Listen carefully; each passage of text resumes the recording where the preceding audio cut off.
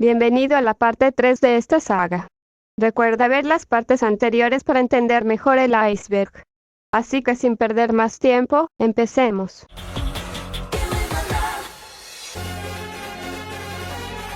Magical Patissier Kosaki-chan es una serie de capítulos extras que el autor colocaba en los tomos recopilatorios del manga. Estos fueron adaptados en la segunda temporada del anime, con un opening exclusivo. Tiempo después se crearía un manga escrito e ilustrado por Taishi Tsutsui para la Shonen Jump Plus, donde Onodera es la protagonista y tiene que salvar el mundo de la oscuridad que la acecha, bajo el alias de la repostera mágica Kosaki-chan y sus dos amigas, el gorila mágico Chitoge-chan y la policía mágica Marika-chan. Y tienen que cuidar sus identidades secretas, de otro modo pasarán el resto de sus días como un caracol, una tortuga y un gorila. No pregunten. Como vemos, el dibujo de Tsutsui no varía mucho al de Komi, por lo que los personajes en esta obra no se sienten muy diferentes. Salvo por Raku, que tiene una apariencia y personalidad distinta. Este después sería retrabajado, y convertido en lo que conocemos como Nariyuki Yuiga. Recuerden. Tsutsui es el creador de Bokuben. Lo mismo con la trama, la cual se centra en la comedia, el romance, y con alguna que otra situación surrealista. Además de ser un festival de fanservice. Pero bueno, la serie original también tenía fanservice de vez en cuando. No creo que sea para tanto. ¿Verdad? Sí. Te sugiero que no lo leas con personas a tu costado. Qué buen modo de iniciar este nivel del iceberg, ¿no crees? Aunque ya en serio, sí la recomiendo. Es realmente entretenida de leer, y tiene una historia, aunque simple, muy buena. Además de que no es muy larga, solo 40 capítulos. Yo me la leí 3 veces. Además aquí sí hay beso, así que eso ya es un triunfo. Como celebración a la victoria de Marika en el Nisekoi Fest 2. Se creó un capítulo especial, el cual fue publicado en octubre de 2015, en el que Marika, en el papel de una princesa afligida, reza para ver de nuevo al amor de su vida. En ese momento, un caballero, o mejor dicho, Chitoge vestida de caballero, llega al palacio, y quiere reclamar la mano de la princesa. Ella no quiere, pero en ese momento es detenida por Kosaki, quien aquí es el hermano de Marika. Él le dice que la suelte, porque será ella, digo él, quien despose a la princesa, y que la protegerá. Pero en ese momento llega el prepotente príncipe del reino, interpretado por Sugumi, y hace que sus guardias echen a los otros dos. La princesa será la nueva reina, y la boda será al día siguiente. La princesa está muy triste, porque quiere ver a su amado de nuevo. Pero antes de que la tristeza la impulse a hacer algo arriesgado, llega Raku, que aquí se hace llamar Shamal, el bandido que le robó el corazón a la princesa.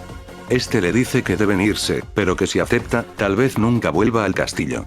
Ella con lágrimas en los ojos, acepta fugarse, mientras tiene la expresión más alegre en su cara. Terminando así la historia. La verdad, desconozco qué es lo que hizo Marika para ganar el episodio especial. Puede ser debido a que su saga de despedida estaba en curso, lo que impulsó su popularidad, hasta el punto de ganarle a la mismísima Onodera. Por lo que solo puedo señalar lo bien recibida que fue el personaje en su momento, y que posiblemente su salida no haya sido lo mejor para la obra. Creo que todos estamos de acuerdo con el concepto de Merisu. Un arquetipo demasiado odiado actualmente, con múltiples ejemplos a lo largo de estos últimos años. Razón por la cual algunas personas han notado varios rasgos característicos de este arquetipo, y definirlo de mejor modo. Lo que nos lleva a Chitoge, la protagonista, la cual, en el universo de la obra, es la chica más bonita de la escuela. Es la tsundere del grupo. La única chica que abiertamente ama a su, entre comillas novio, no se lleva muy bien con ella. Es muy inteligente, y muy atlética, habilidades que según ella, logra con poco esfuerzo.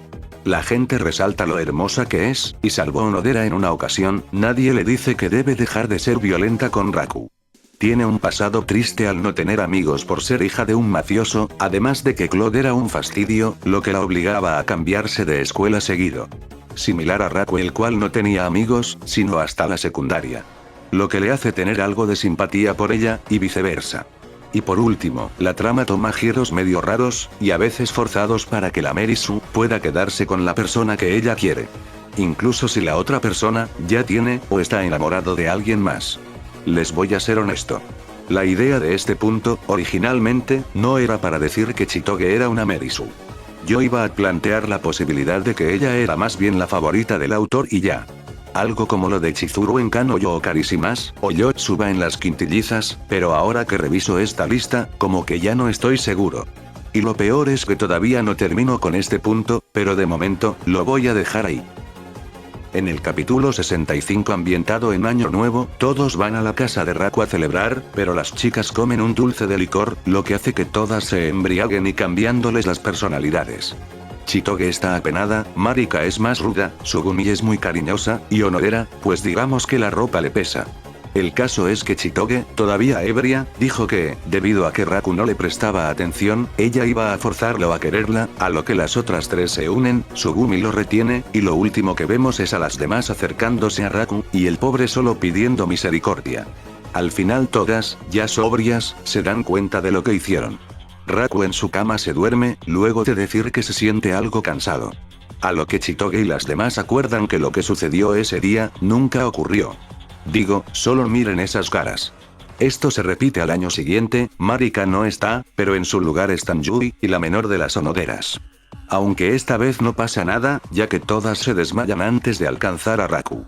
Lo que sea que haya pasado en ese momento, es algo que solo ellas y Maiko saben. Raku simplemente quedó traumado, y bloqueó ese recuerdo.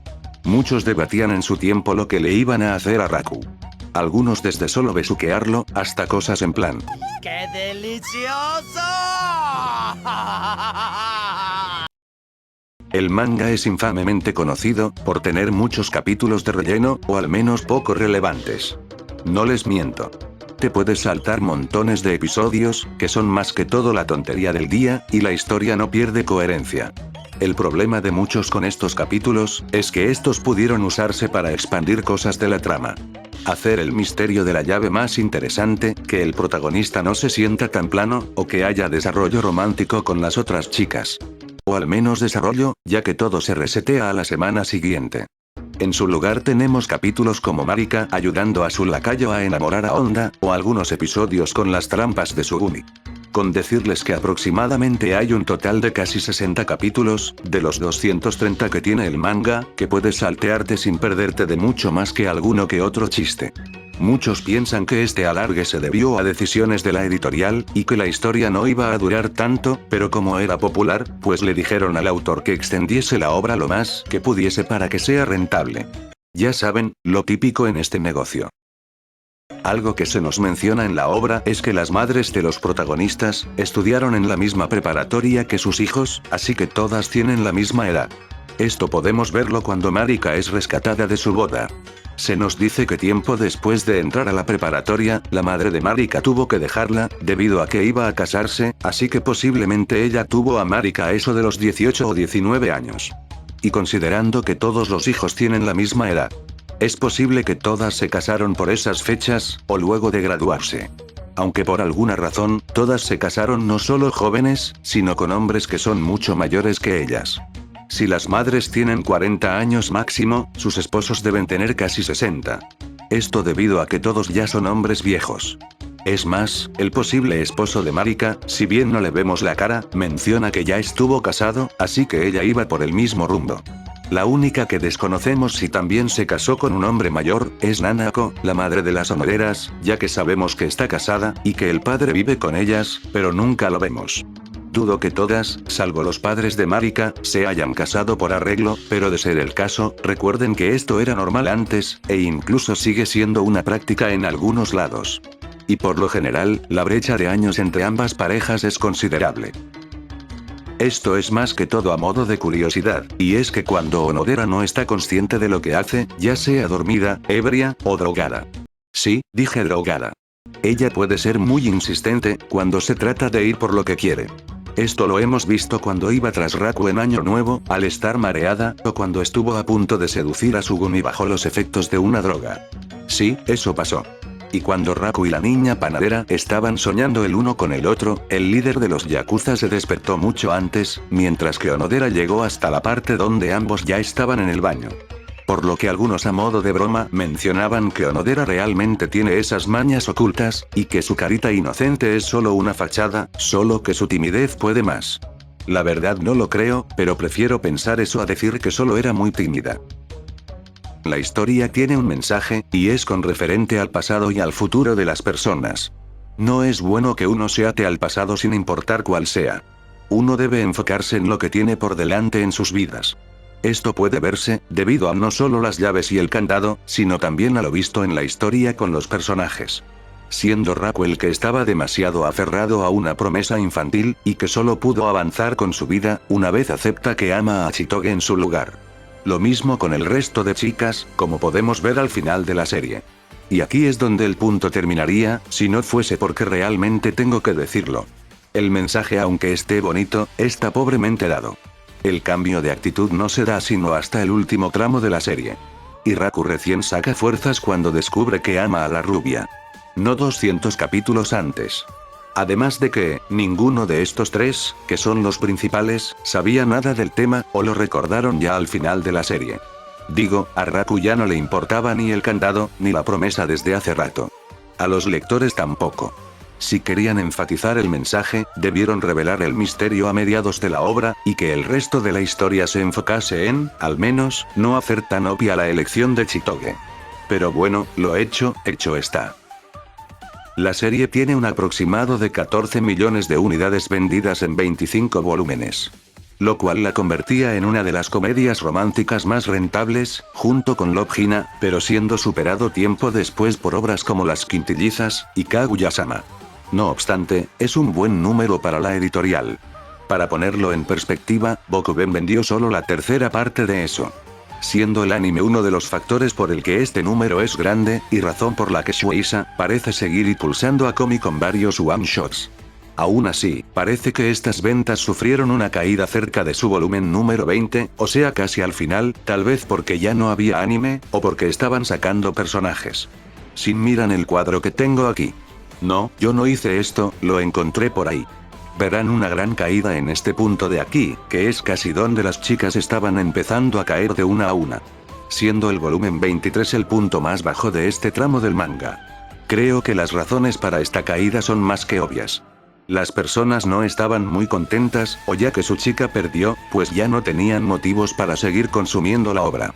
Es más, ahorita que estoy revisando las tablas de contenido de la revista, la serie pasó buena parte de su arco final en la mitad inferior de la tabla. Incluso estuvo en el botón 5 por algunas semanas. El último capítulo que rankeó fue el 221, el mismo alcanzó un puesto alto en la revista después de bastante tiempo. Pero este capítulo tiene que ver con Onodera, revelándose como la chica de la promesa. El resto de capítulos, simplemente no lograron ningún impacto. Creo que ya pueden ver hacia dónde voy con todo esto. La madre de Raku es un personaje del que no conocemos mucho. Se le menciona brevemente al inicio de la serie, pero nada más. Literalmente, ni siquiera vemos su cara, o siquiera sabemos su nombre. Solo sabemos que ella no vive con Raku, y que es escritora de cuentos infantiles. Ella fue la escritora del libro Thousand Love, el cual es crucial para la obra. Después de hablarle a Chitoge sobre el libro no vuelve a tener aparición en la obra. Si se lo están preguntando, Raku tampoco sabía sobre que ella era la escritora del libro, ya que ella creía que no le importaba, y por eso no se lo dijo.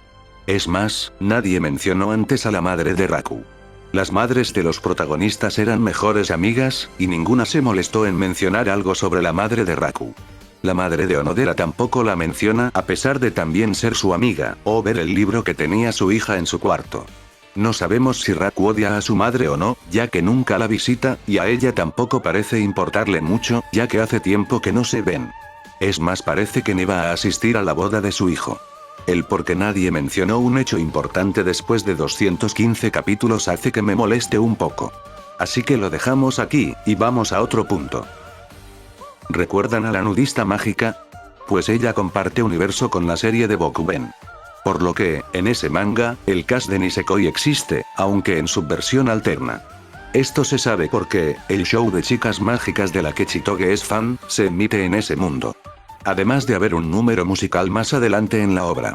Y también vemos que Mafuyu, al momento de comprar un pastel por su cumpleaños, lo hace en la pastelería Onodera. Recuerden que en este universo ella vende pasteles occidentales. No obstante, cabe aclarar que esto al parecer sucede un par de años después del final de Kosaki-chan, y en otra ciudad. Por lo que lejos de estas menciones, y por cuestión de derechos de autor, estos personajes nunca se encuentran. Pero ya que hablamos de universos compartidos, ¿recuerdan que mencioné previamente los anteriores trabajos de Komi? Pues me faltó uno, y es el primero que lanzó. Koi no Kamisama, o el Dios del Amor. Es un one-shot lanzado en 2007 en la revista regular, o sea la Shonen Jump. La historia trata de Tsuchibe, el cual se ha confesado a más de 50 chicas, y todas le han dicho que no. Ya saben, lo de todos los días. Es entonces, que una chica nueva llamada Yasuko entra a su escuela, y Tsuchibe va corriendo a declararse. Es ahí cuando uno de sus amigos le dice que esto tal vez es cosa del Dios del Amor, el cual no quiere que él tenga novia. Me gustaría contarles más, pero se me haría demasiado largo. Se las recomiendo, es una muy buena obra. El por qué está aquí abajo, es que esta obra es canónica dentro del universo de la serie. Ya que la abuela del protagonista, y el mismo templo, aparecen en Año Nuevo, cuando Raku y sus amigos van a ayudar en el recinto en el capítulo 64. Incluso Onodera menciona que esa señora salvó al pueblo de un gran caos. A los que vieron el anime puede que este capítulo les suene, y es que este capítulo también fue animado en la primera OVA. La carta de título es una referencia a la portada del one shot. Además de que el tomo recopilatorio cuenta con un extra, donde se ve a Tsuchibe y Yasuko llevando a su hijo a ver a su bisabuela. Por lo que Nisekoi transcurre varios años después del Dios del Amor, y en la misma ciudad. Volveremos a abordar este one shot más adelante en el siguiente nivel.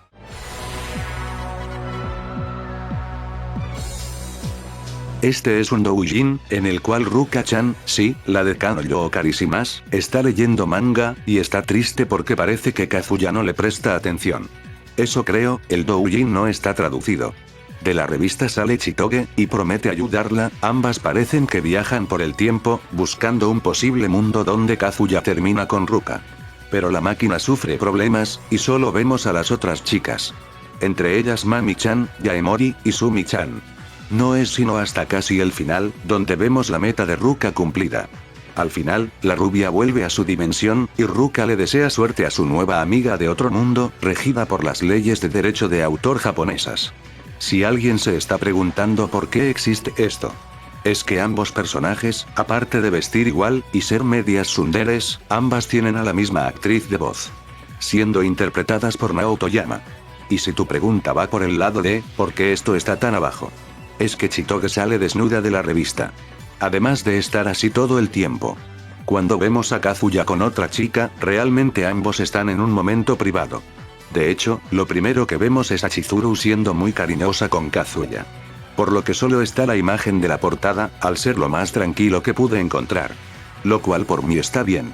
Digo, ¿quién creen que va a tener que editar todo esto? En un capítulo, Raku y la Ruka Super Saiyajin tratan de ayudar a Marika a superar su miedo a los animales, que no sean su loro, porque sí, ella tiene un loro, lo llamó señor Raku. Como sea, van al zoológico que tienen en la escuela, y allí tienen tortugas, serpientes, carpinchos, alpacas, lechuzas, y cocodrilos. Ya saben, lo típico. Después de fallar con varios animales, excepto con el gorila. Le dan un hámster, el problema es que fue un hámster el que inició todo ese trauma.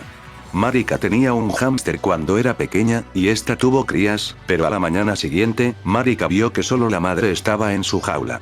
Se había comido a sus crías. Esto, por raro que suene para algunos, sí es algo que pasa en la vida real.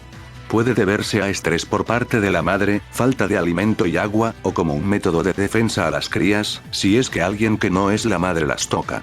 Ya que la madre podría pensar que esa cría es un potencial peligro al tener un olor diferente. Así que tengan cuidado al momento de criar estos animales.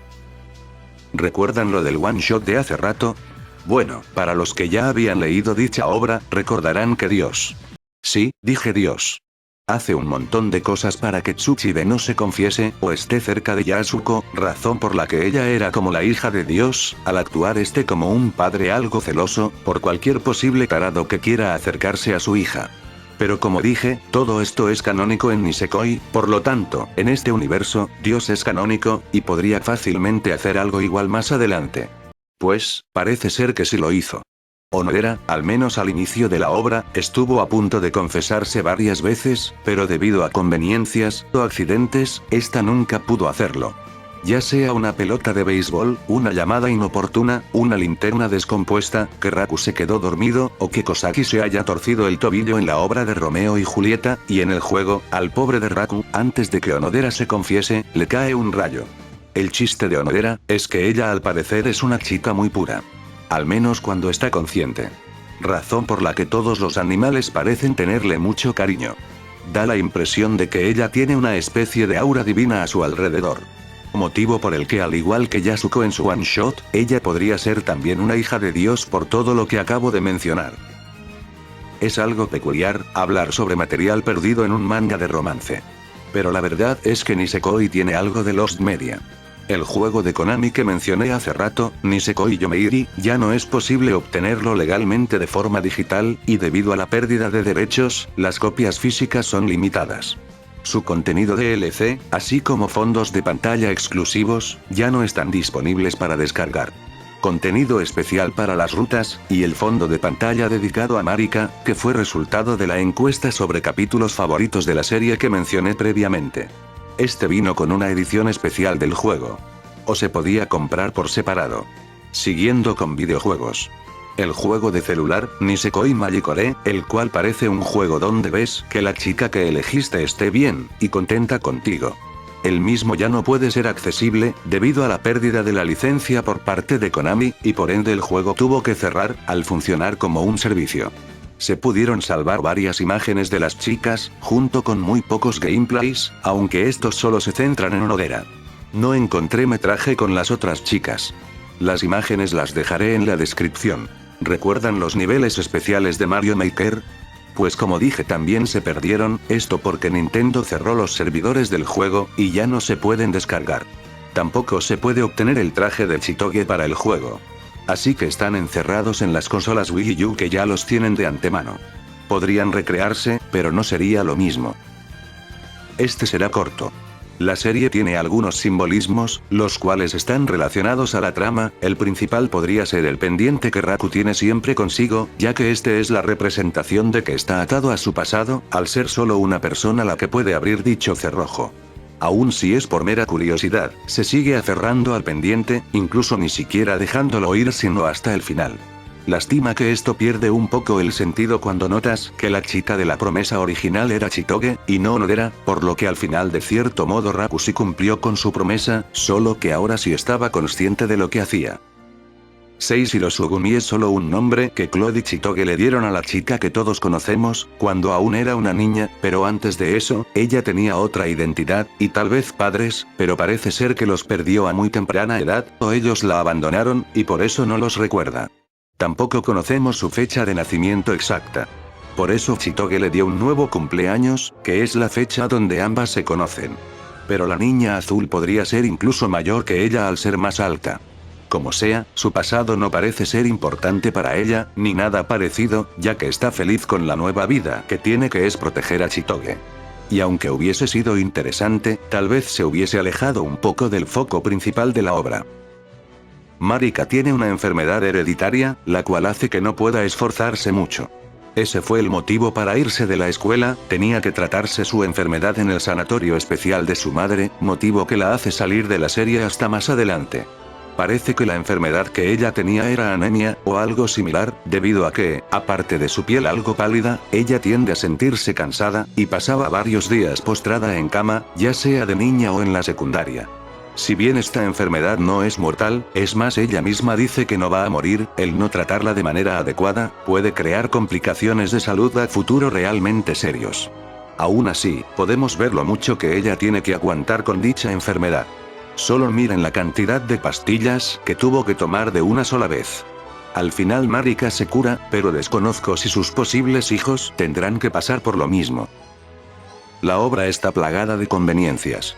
Ninguno de los que importa se acuerda de la promesa, a pesar de que era algo importante para ellos. Ocurren montones de cosas cada que Onodera se quiere confesar, literalmente la obra se pudo acabar en los primeros 20 capítulos, pero para este momento, ya ni era gracioso, y no es como que el otro haya hecho méritos tampoco. Nunca se dijeron nada, ni siquiera cuando era obvio que ambos se gustaban. O en el peor de los casos, se olvidaban de lo sucedido, y no lo volvían a tocar, sino hasta meses después, o de plano nunca. Onodera literalmente empezó la obra a un paso de la línea de meta, y nunca se movió de allí. Mientras que por el otro lado, las cosas importantes ocurren solo cuando Chitoge está presente, o de plano, solo lo sabe Chitoge.